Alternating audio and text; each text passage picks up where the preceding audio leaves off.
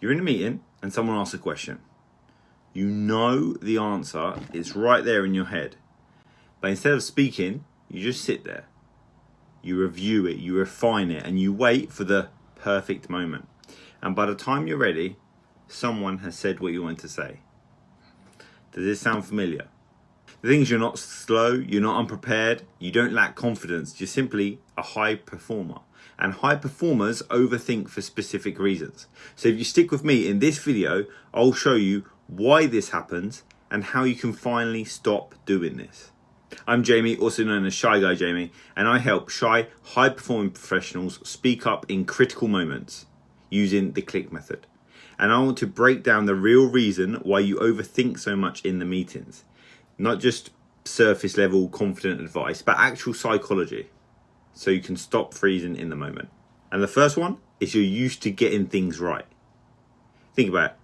You spend most of your career being good at what you do, whether that's dashboards, whether that's leading people. You've studied, you've presented, you've delivered. Your CV looks incredible. However, the problem is that when you speak in a meeting, it's live, yeah? It's unscripted. It's imperfect. You can't revise it or send it to your drafts. And for someone who's trained themselves to get things right and be accurate in their work, it's a bit risky. So our brain says, okay, if you're going to say something, make sure it's perfect first, no? But perfection takes time. And so while we're waiting for this perfection, the conversation slowly moves on. The first key point we have to remember is that when we speak in a meeting, it's not about being right. It's about contributing to the conversation. Your first sentence doesn't have to be perfect, but it has to be there. Then the rest will follow. Reason number 2 is that we process a lot internally first. Now this one's huge. High performers, especially if you think that you're more introverted or more shy, like me, we process a lot of stuff internally. So that means is when we're asked a question, your brain doesn't immediately give an answer. It goes, okay, I've been asked a question, let me think about it, let me know that I know what to say before I say it out loud. And that's not a bad thing. However, the longer this lasts, the more strategic we're trying to be, it looks like hesitation. And especially if the meeting's moving fast and you want to impress senior leaders or people in front of you, you want to speak quicker.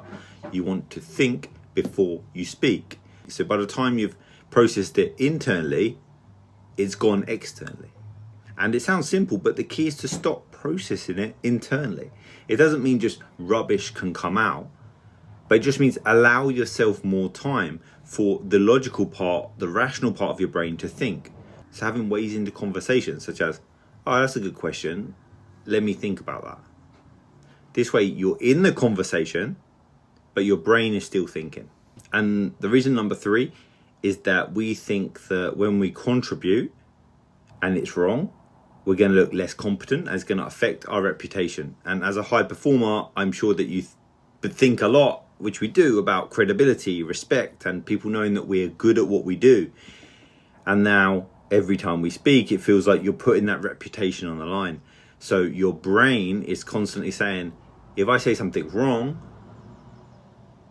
will they think of me differently? And it's that fear of exposure. So let's not risk it. Let's remain quiet. Let's let this be safe. Not because you don't have anything to say, but for you, the stakes are too high. The shift is that imperfection and aiming is better than perfection. Because if you don't say anything, you're invisible.